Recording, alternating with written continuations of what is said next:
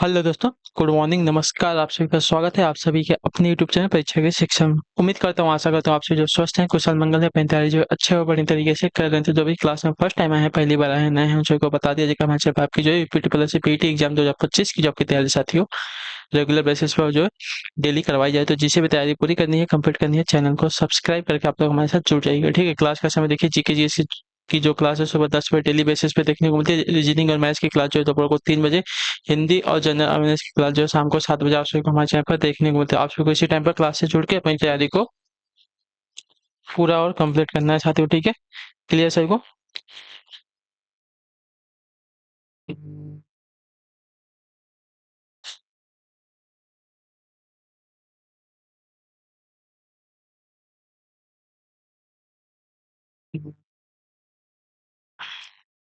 चलिए, नीचे डिस्क्रिप्शन आप सबको इंस्टाग्राम और टेलीग्राम का लिंक मिलेगा, तो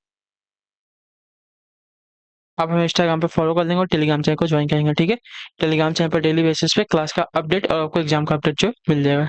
चलिए क्लास स्टार्ट करें। पहला क्वेश्चन आपके सामने दिया गया है, ध्यान से देखिएगा, समझिएगा, उत्तर देने की कोशिश कीजिएगा राइट आंसर का। ठीक है, क्लास स्टार्ट करने से पहले सभी से रिक्वेस्ट है, जिसने अभी तक क्लास को लाइक नहीं किया लाइक करेंगे, शेयर नहीं किया तो शेयर करेंगे, और जिसने अभी तक चैनल को सब्सक्राइब नहीं किया वो चैनल को सब्सक्राइब करेंगे। ठीक, पहला क्वेश्चन है, अलाउद्दीन खिलजी द्वारा बनवाया गया प्रसिद्ध अलाई दरवाजा कहाँ पर स्थित है, बताइए।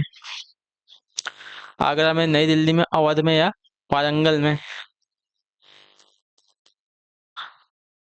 बताइए इसका सही उत्तर क्या हो जाएगा।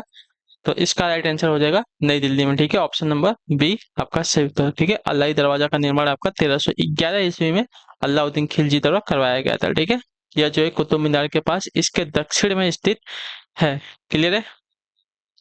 चलिए अगले क्वेश्चन की तरफ बढ़ेंगे। आपका है दूसरा नंबर, श्रीरंगपट्टनम का ऐतिहासिक शहर जिसे टीपू सुल्तान और उसके पिता हैदर अली की कब्रों का घर माना जाता है, वह निम्नलिखित किस शहर से लगभग जो है 15 किलोमीटर की दूरी पर स्थित है, बताइए।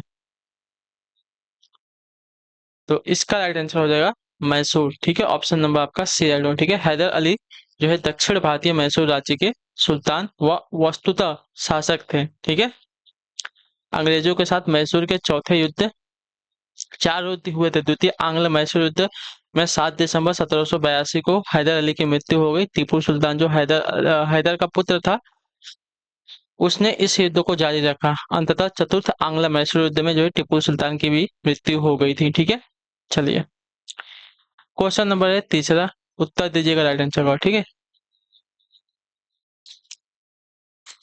क्या दिया गया है, मुगल शासन के दौरान एक कोतवाल की सही भूमिका क्या थी, बताइए। मुगल शासन के दौरान एक कोतवाल की सही भूमिका क्या थी?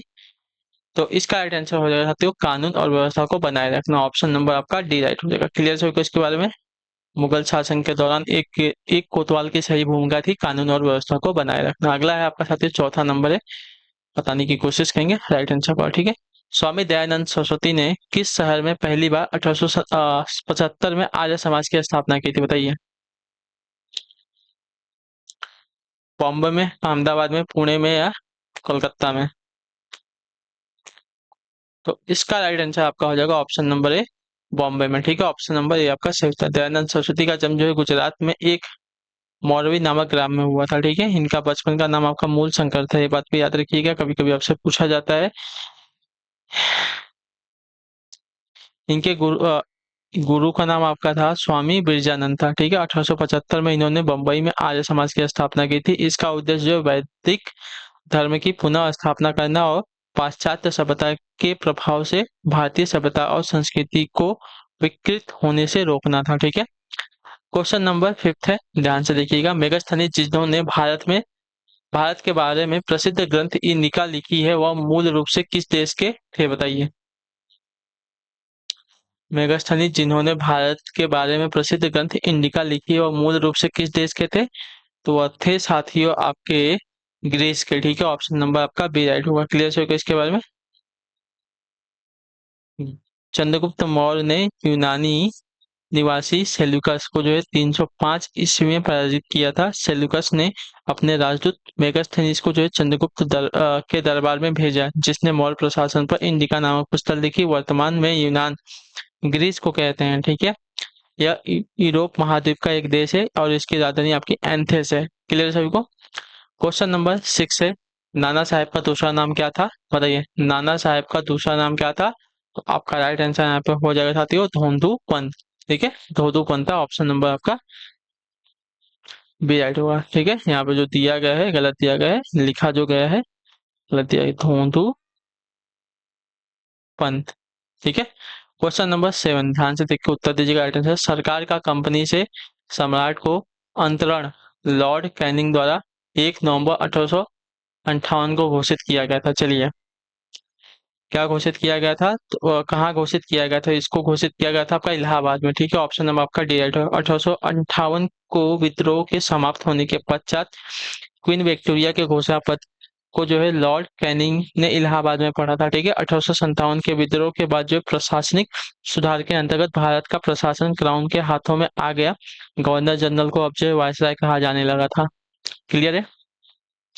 चलिए, क्वेश्चन नंबर 8 है, ध्यान से देख के उत्तर दीजिएगा। अटेंशन कर ब्रिटिश क्राउन ने ईस्ट इंडिया कंपनी से भारत पर प्रभुसत्ता किस वर्ष प्राप्त की थी? अभी मैंने इसको बताया था, आपका राइट आंसर आती है 1858 ईस्वी में। ठीक है, 1857 के विद्रोह के बाद। ऑप्शन नंबर बी आपका राइट आंसर हो जाएगा। ठीक है, क्लियर है? चलिए, अगले क्वेश्चन की तरफ बढ़ेंगे। आपका है क्वेश्चन नंबर 9, 1857 के विद्रोह का प्रशासनिक परिणाम शक्ति का अंतरण था, क्या बताइए? तो ईस्ट इंडिया कंपनी से ब्रिटिश सम्राट को। ठीक है, ऑप्शन नंबर आपका ए राइट होगा। क्लियर होगा। 1857 के विद्रोह के अंत के बाद जो है भारत सरकार अधिनियम 1858 जारी किया गया, जिसके तहत जो है ईस्ट इंडिया कंपनी से शासन चलाने का अधिकार वापस ले लिया गया था तथा ब्रिटिश काउंट को सौंप गया। ठीक है, सौंपा गया था। गवर्नर जनरल को अब वायसराय कहा जाने लगा।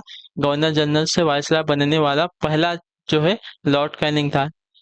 इसी के समय जो है 1857 का विद्रोह हुआ था। ठीक है, चलिए, क्वेश्चन नंबर 10 है, उत्तर देने की कोशिश करेंगे राइट आंसर का। ठीक है, निम्नलिखित में से किसने जो 1857 के कारणों का विश्लेषण करते हुए अंग्रेजों तथा मुसलमानों के बीच मेल मिलाप की वकालत की थी, बताइए। तो इसका राइट आंसर हो जाएगा साथियों सैयद अहमद खान है। ठीक है, ऑप्शन नंबर आपका सी राइट होगा। अलीगढ़ आंदोलन का नेतृत्व सर सैयद अहमद खान ने किया था। यह ब्रिटिश सरकार के हितायती रहे। ठीक है, इन्होंने 1857 के विद्रोह पर जो है college of the Indian revolt नामक पुस्तक की रचना की। इन्होंने अंग्रेजों तथा मुसलमानों के बीच मेल मिलाप की वकालत की थी। क्वेश्चन नंबर है आपका है 11 नंबर, ध्यान से देखिएगा, बताइएगा राइट आंसर का। उल्लुरु उल्लुरु का तात्पर्य क्या है? तो उल्लुरु का तात्पर्य है आपका रेतीले पत्थर का यह विशाल शिलाखंड ऑस्ट्रेलिया के लगभग जो है मध्य में स्थित है। ऑप्शन नंबर आपका ए राइट हो जाएगा। ठीक है, उल्लुरु का तात्पर्य है कि रेतीले पत्थर का यह विशाल शिलाखंड जो है ऑस्ट्रेलिया के मध्य में स्थित है। क्लियर है? चलिए, क्वेश्चन नंबर आपका 12 उत्तर देने की कोशिश करेंगे, सही उत्तर क्या हो जाएगा। ठीक है, भारतीय संविधान की प्रस्तावना का मूल उद्देश्य रिक्त स्थान सुरक्षित करना था, क्या बताइए।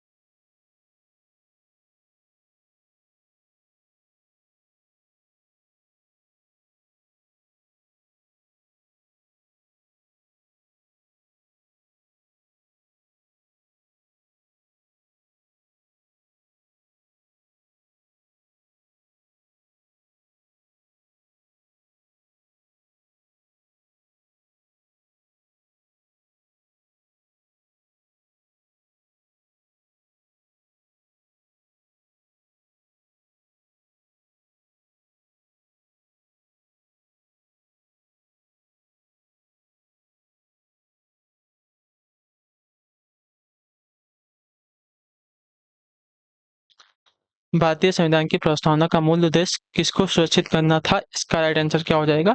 चलिए, तो इसका राइट आंसर उद्देश्य हो जाएगा व्यक्ति की गरिमा तथा राष्ट्र की एकता तथा अखंडता। तो ऑप्शन नंबर जो आपका डी दिया गया है आपका राइट आंसर होगा। क्लियर सभी को इसके बारे में? हाँ या ना? भारतीय संविधान की प्रस्तावना का मूल उद्देश्य जो है रिक्त स्थान को सुरक्षित करना था किसको? तो मैंने आपको बता दिया, व्यक्ति की गरिमा तथा राष्ट्र की एकता तथा अखंडता को। ठीक है। क्वेश्चन नंबर 13 है, ब्राजील देश किस महाद्वीप में स्थित है? तो ब्राजील देश जो है आपका यहाँ पे दक्षिणी अमेरिका में स्थित है। ऑप्शन नंबर आपका जो सी दिया गया है आपका राइट आंसर हो जाएगा। ठीक है, क्लियर होगा इसके बारे में। ब्राजील जो है दक्षिण दक्षिणी अमेरिका का क्षेत्रफल की दृष्टि से सबसे विशाल एवं महत्वपूर्ण देश है। ठीक है, तो ऑप्शन नंबर आपका सी राइट होगा। क्वेश्चन नंबर है 14, उत्तर दीजिएगा राइट आंसर का। निम्न में से किसने संविधान सभा के उद्देश्य प्रस्ताव रखा है, बताइए। निम्न में से किसने जो है संविधान सभा के उद्देश्य प्रस्ताव रखा है? तो आपका राइट आंसर होगा जवाहरलाल नेहरू ने। ठीक है, ऑप्शन नंबर आपका डी राइट होगा। क्लियर होगा इसका। संविधान सभा में 13 दिसंबर 1946 को जवाहरलाल नेहरू ने उद्देश्य प्रस्ताव रखा था। क्लियर है सभी को? चलिए, क्वेश्चन नंबर आपका है 15, बताइएगा राइट आंसर का हो जाएगा। किस वर्ष में गंगा नदी को राष्ट्रीय नदी घोषित किया गया था, बताइए। किस वर्ष जो है गंगा नदी को राष्ट्रीय नदी घोषित किया गया था? तो आपका राइट आंसर हो जाएगा वर्ष 2016 में। ठीक है, ऑप्शन नंबर आपका डी राइट होगा। क्लियर से इसके बारे में, वर्ष 2016 में जो है गंगा नदी को राष्ट्रीय नदी घोषित किया गया। नहीं, 2016 में नहीं, सॉरी, 2008 में किया गया था, मनमोहन सिंह के राज्य में। ठीक है, तो ऑप्शन नंबर आपका बी राइट होगा। कांग्रेस के समय में जो है इसको किया गया था, इतना याद रखिएगा। ठीक है, क्वेश्चन नंबर 16 है, ध्यान से देखिएगा, उत्तर दीजिएगा, राइट आंसर होगा। ठीक है, क्या देगा है? असंगत मैच की पहचान करें। ठीक है, असंगत मैच की पहचान क्या हो जाएगी इसमें से? प्रिंटिंग प्रेस का जोहान्स गुटेनबर्ग सही है। ठीक है, बैक्टीरिया की खोज आपकी एंटोनी वान लेउनहॉक ने की थी, ये भी सही है। ऑक्सीजन का एंटोनी लॉरेन लेवोरियस ने की थी। ठीक है, हाइड्रोजन का जो दिया गया ब्लेस पास्कल आपका गलत हो जाएगा। ठीक है, हाइड्रोजन की खोज 1766 ईस्वी में हेनरी कैवेंडिश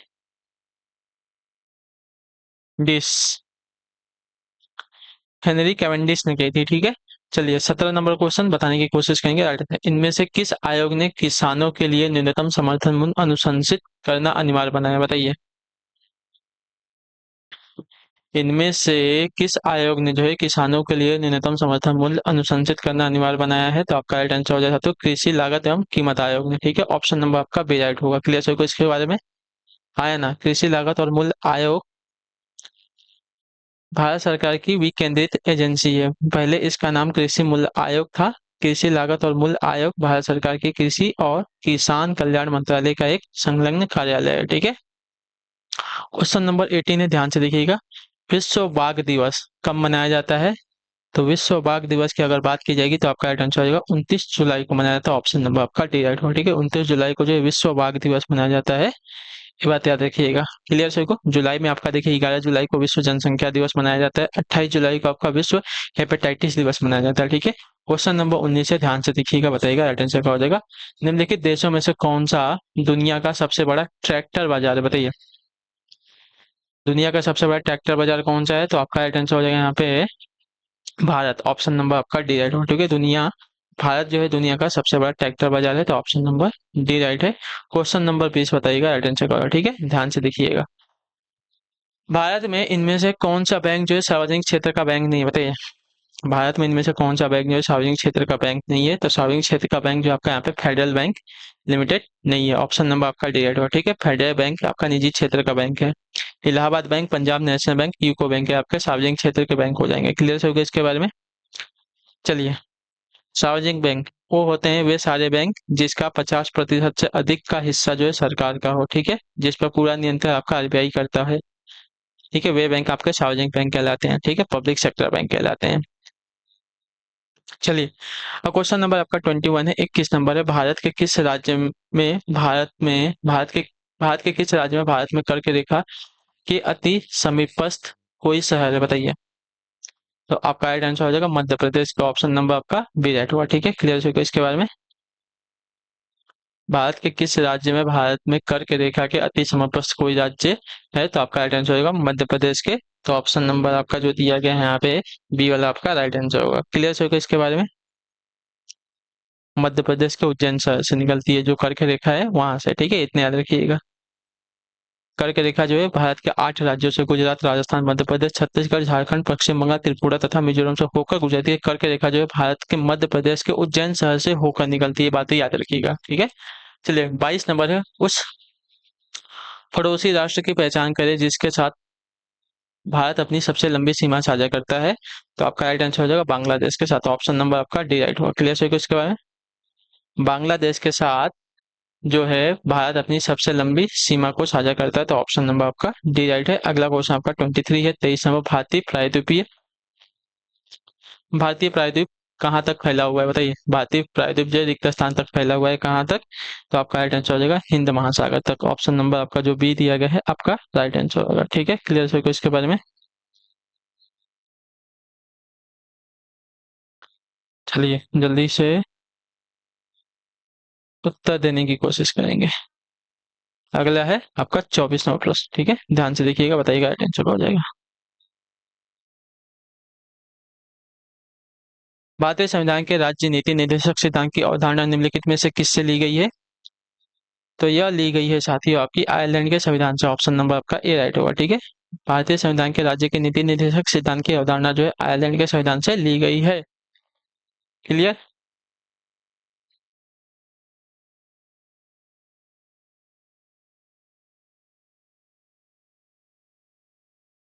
चलिए बताइए। अगला है आपका 25 नंबर क्वेश्चन। ध्यान से देखें, निम्नलिखित में से कौन जो है दुनिया का सबसे बड़ा नदी द्वीप है?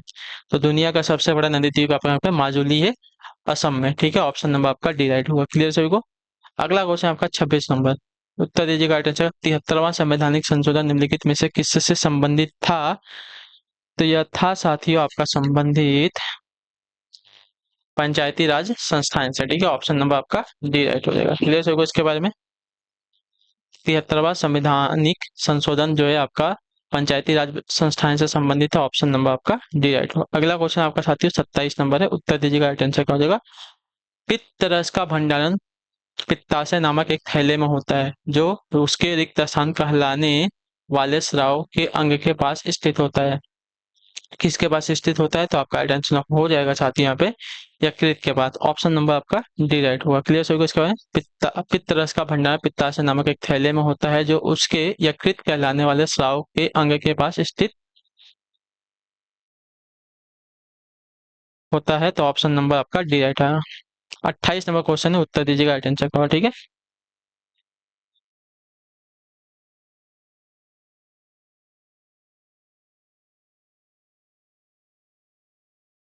चलिए, दूध के विभिन्न प्रकार जैसे फुल क्रीम, मलाई रहित आदि बाजार में उपलब्ध हैं। मलाई रहित दूध तैयार करने के लिए उपयोग की जाने वाली तकनीक कौन सी है? तो यह तकनीक आपकी होती है साथियों अपकेंद्रीकरण, ठीक है। ऑप्शन नंबर आपका बी राइट होगा, ठीक है। क्लियर सबको इसके बारे में? दूध के विभिन्न प्रकार जैसे फुल क्रीम, मलाई रहित आदि बाजार में उपलब्ध है। मलाई रहित दूध तैयार करने के लिए उपयोग की जाने वाली तकनीक आपकी अपकेंद्रीकरण कहलाती है। क्लियर सबको इसके बारे में? सेंट्रीफ्यूगेशन फोर्स, ठीक है। चलिए 29वां प्रश्न है।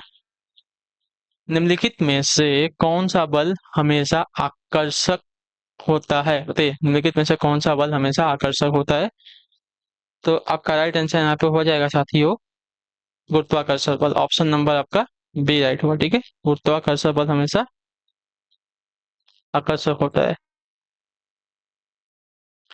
क्लियर सभी को? गुरुत्वाकर्षण बल हमेशा आकर्षक होता है। तो ऑप्शन नंबर आपका बी राइट होगा, ग्रेविटेशन। 30 नंबर है। ध्यान से देखिए, मौलिक कर्तव्यों से संबंधित अनुच्छेद 51(1) को संविधान रिक्त स्थान के द्वारा जो है शामिल किया गया था। किसके द्वारा शामिल किया गया था? तो 42वें संविधान संशोधन अधिनियम के द्वारा, ठीक है। तो ऑप्शन नंबर आपका ए राइट होगा, ठीक है। क्लियर सही को? तो ऑप्शन नंबर ए आपको जो दिया गया है सही उत्तर होगा। चलिए, तो इसी के साथ जो आपकी क्लास है आज की यहीं पे पूरी होती है, कंप्लीट होती है। उम्मीद करता हूं आपको क्लास जो अच्छी लगी, पसंद है तो अपना जो फीडबैक है क्लास का नीचे कमेंट में, क्लास अच्छी लगे क्लास को लाइक करेंगे, चैनल में पहली बार चैनल को सब्सक्राइब करेंगे। हम आपसे मिलते हैं आपकी अगली क्लास में, तब तक के लिए टाटा बाय बाय, जय हिंद जय भारत। आपसे क्लास से जुड़ने के लिए बहुत बहुत ही धन्यवाद साथी।